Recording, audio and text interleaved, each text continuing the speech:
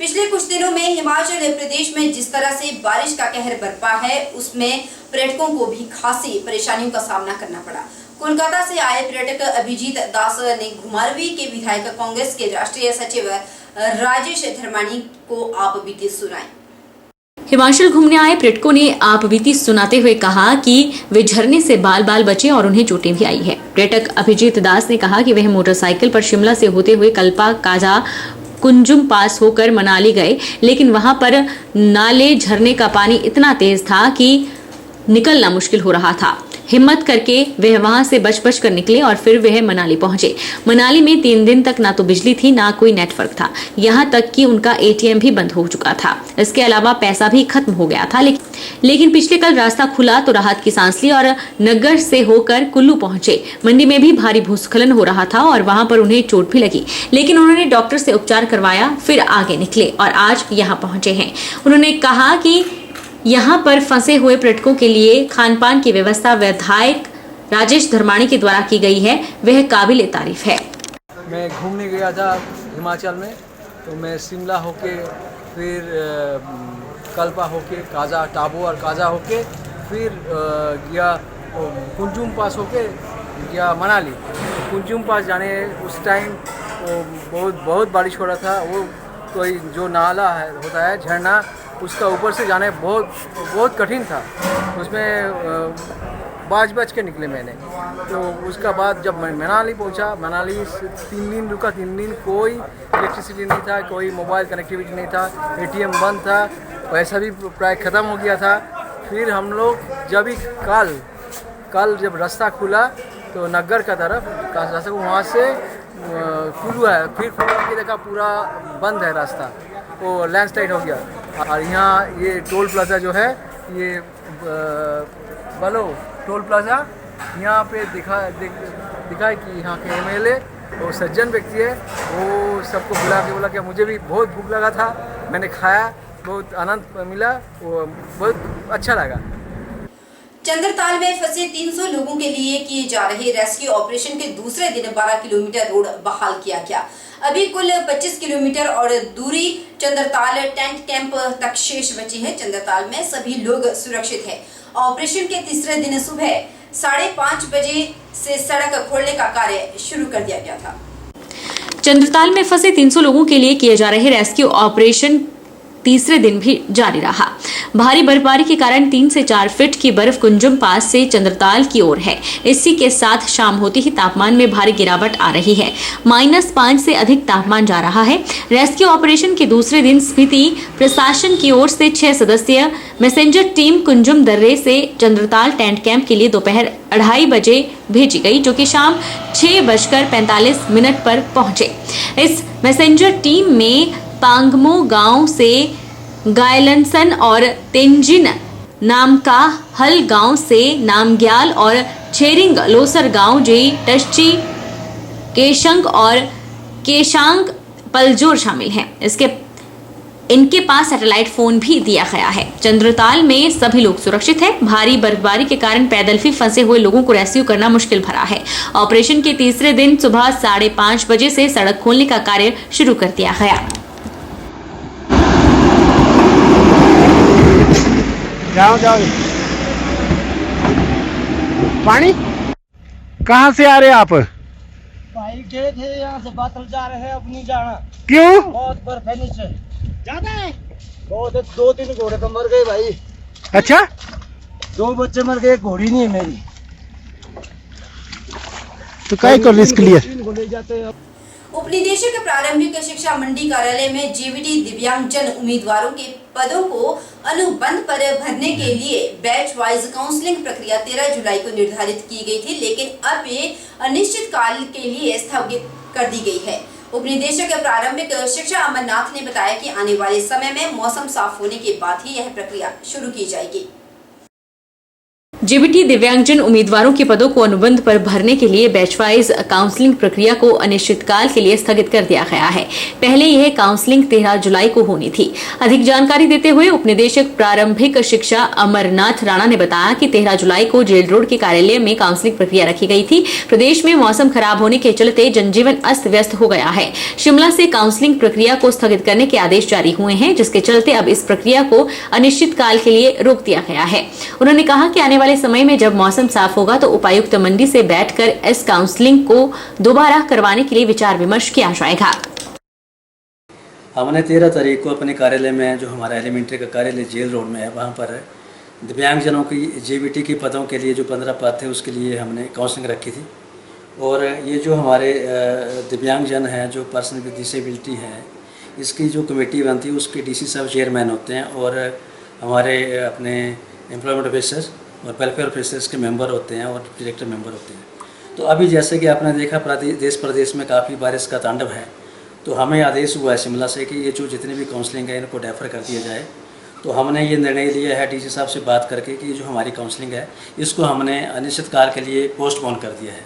अभी आने वाले समय में जैसे ही मौसम अच्छा हो जाएगा तो हम डीसी साहब से मीटिंग लेके प्रयास करेंगे कि हम इसको पूर्ण अच्छे तरीके से निर्धारित करें और जो अभ्यर्थी हैं उनको कन्वे करें पत्रिकाओं के माध्यम से। संदेश यह है कि जो हमारी अगले कल होने वाली काउंसलिंग है उसमें वो प्लीज़ ना आए और वो अगली तिथि का जो हम कन्वे करें उसका इंतजार करें। हमीरपुर जिला की धरोग पंचायत का एक प्रतिनिधिमंडल गांव के एक व्यक्ति द्वारा सड़क को रोके जाने पर एसपी और डीसी हमीरपुर से मिला। वहीं उपायुक्त हमीरपुर हेमराज बैरवा ने आश्वासन दिया कि जल्द ही इनकी समस्याओं का समाधान होगा।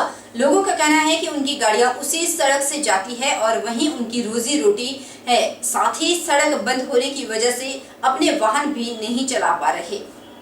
गांव के एक आदमी की वजह से हमारे कम से कम 700-800 आदमी जो है वो परेशान है। गाड़ियां अंदर के अंदर बाहर की बाहर। कल परसों एक डिलीवरी केस था, उसको बड़ी मुश्किल से जो है हमने टेकल किया है, उसको बड़ी मुश्किल से हॉस्पिटल में पहुंचाया है। यह रास्ता करीब 35-40 साल पुराना रास्ता है और 20-25 लाख रुपए की गवर्नमेंट प्लस लोगों के कंट्रीब्यूशन से यह रास्ता बना हुआ है और हमारे पास इस वक्त कोई और दूसरा ऑप्शन भी नहीं है। नंबर 2 बात, मेरा रेवेन्यू डिपार्टमेंट से एक बहुत जबरदस्त सुझाव है कि जितने भी गांवों के रास्ते हैं उन सबको जो है सरकारी रास्ता घोषित किया जाए। पिछले कई दशकों के बाद कहर बरपाने वाली बारिश से हमीरपुर जिला में जल शक्ति विभाग और पीडब्ल्यूडी विभाग को करोड़ों रुपए का नुकसान पहुंचा। हमीरपुर जिला में बारिश के चलते अब तक करीब 90 करोड़ रुपए का नुकसान हुआ है, जिसमें सबसे ज्यादा 55 करोड़ का नुकसान जल शक्ति विभाग को हुआ, जिसकी दर्जनों पाइप की स्कीमें बर्बाद हो चुकी है। जिला हमीरपुर में 9 और 10 जुलाई को भारी बारिश हुई थी, जिस कारण ब्यास नदी में पानी में सिल्ट आ जाने की वजह से पेयजल स्कीमों को नुकसान के चलते उन्हें स्थापित करने में काफी मुश्किलें आ रही है। हालांकि गनीमत यह रही कि अभी तक कोई भी जानी नुकसान जिले में नहीं हुआ है। ग्रामीण इलाकों में काफी जगह पर कच्चे मकान डंगे गिर गए हैं। इसके अलावा कई जगहों पर मवेशी भी दबकर मर गए। जिला प्रशासन की ओर से सभी संबंधित इलाकों में पीड़ित लोगों को बड़ी राहत देने का काम किया गया। उपायुक्त हमीरपुर हेमराज बैरवा ने बताया कि जिला में जल शक्ति विभाग और पीडब्ल्यूडी दोनों सहित अन्य दूसरे विभागों को मिलाकर करीब 90 करोड़ का नुकसान बरसात में अब तक हुआ है। हर जगह से नुकसान की रिपोर्ट तैयार करके सरकार को भेजी जा रही है। प्रशासनिक टीमें सभी जगह पर मुस्तैदी से काम कर रही है। 24 जून से इसको काउंट करना शुरू किया है और मैक्सिमम नुकसान हमारा हुआ है जो ये पीछे 8-9 को जो बारिश हुई थी उसमें। सो क्यूमुलेटिव बेसिस पे अगर आज तक देखते हैं 24 जून से लेकर तो लगभग ज़िले में 90 करोड़ का लॉस हुआ है, जो एस्टिमेटेड लॉस हुआ है। सबसे ज़्यादा IPH की स्कीमों का लॉस है, लगभग 55 करोड़ के आसपास। PWD का है 25 करोड़ के आसपास। दोनों मिला के ही रफली 90 करोड़ होता है। उसके बाद बाकी जानी नुकसान मानसून की वजह से यहाँ पर नहीं है। बहरहाल बाकी रोड एक्सीडेंट और जो अलग दुर्घटना होती है उसकी वजह से डेथ्स हुई है, बट मानसून में उसका कंट्रीब्यूशन उसमें नहीं है। कच्चे घर थे वो कुछ डैमेज हुए हैं, कुछ जानवर हैं उनका भी लॉस हुआ है। हालांकि ये जो लॉस है जैसा मैंने बताया कि डिपार्टमेंट की जो संपत्ति है उसके लॉस के कंपैरिजन में बहुत कम है और इस लॉस के लिए एज पर रिलीफ मैनुअल उन लोगों को पूरी राहत दी जा रही है और बाद में पूरा केस तैयार करके जितना उनका एज पर मैनुअल रिलीफ बनता है वो उनको प्रदान किया जाए। पिछले 3-4 दिनों में हुई बेतहाशा बारिश के चलते हमीरपुर बस डिवीजन के 5 रूट बंद हैं, जिनमें चंडीगढ़ रूट पर जाने वाली बसें भी भारी बारिश की वजह से प्रभावित हुई। वहीं मंडी रूट पर भी अभी बस नहीं चल पा रही, जबकि दिल्ली रूट पर बसें जा रही है। हमीरपुर जिला में भारी बारिश से नुकसान पहुंचा है। एचआरटीसी हमीरपुर के डीडीएम विवेक शर्मा ने बताया कि अभी 5 रूट हमीरपुर जिला से बंद पड़े हैं, इन्हें प्रॉपर मॉनिटर किया जा रहा है। मंडी और चंडीगढ़ रूट पर अभी बसें नहीं जा रही हैं, जबकि दिल्ली रूट पर बसें प्रॉपर ढंग से चल रही है। सड़कों की स्थिति को प्रॉपर मॉनिटर करने के बाद ही बसें संबंधित रूट पर भेजी जा रही हैं। उन्होंने बताया कि बस चालकों को पूरी एहतियात बरत कर गाड़ी ले जाने को कहा गया है, ताकि यात्रियों की सुरक्षा को सुनिश्चित किया जा सके। पिछले कल तक तो एचआरटीसी के काफ़ी रूट प्रभावित हुए थे, स्पेशली हमीरपुर डिपो के काफ़ी रूट प्रभावित थे बारिश के कारण, क्योंकि जगह जगह पे लैंडस्लाइड थे और प्लेन एरियाज में वाटर लॉगिंग थी। परंतु आज स्थिति काफ़ी ज़्यादा अच्छी हो चुकी है, तो फिर भी एहतियातन तौर पर हमने 4-5 रूट बंद रखे हुए हैं और कोई लैंडस्लाइड या उसकी वजह से तो कोई रूट अभी इसमें बंद नहीं है, परंतु एहतियातन तौर पर हमने अब 5 रूट जो है इसमें बंद रखे हुए हैं। वो भी इसलिए थे कि कुछ सवारियों की कमी पाई जा रही थी उन रूट्स पे, तो उसके कारण जो 5 रूट बंद रखे। हाँ, मुख्यतः लॉन्ग रूट्स पे दिल्ली के हमारे सारे रूट्स चल रहे हैं और स्पेशली चंडीगढ़ के 2 रूट बंद किए थे हमने आज भी। एक शाम को जो 3 बजे चंडीगढ़ जाएगा, चंडीगढ़ होता हुआ परवाणू जाएगा, और एक सुबह 8 बजे चंडीगढ़ का रूट था।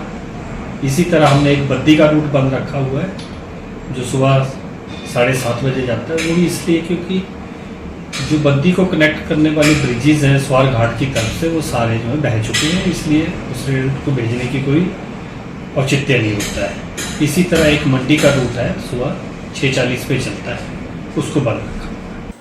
जिला किन्नौर में बारिश का कहर जारी है। किन्नौर के प्रसिद्ध पर्यटन स्थल सांगला बाजार के नजदीक नाले में आई बाढ़ की चपेट में वाहन आए हैं।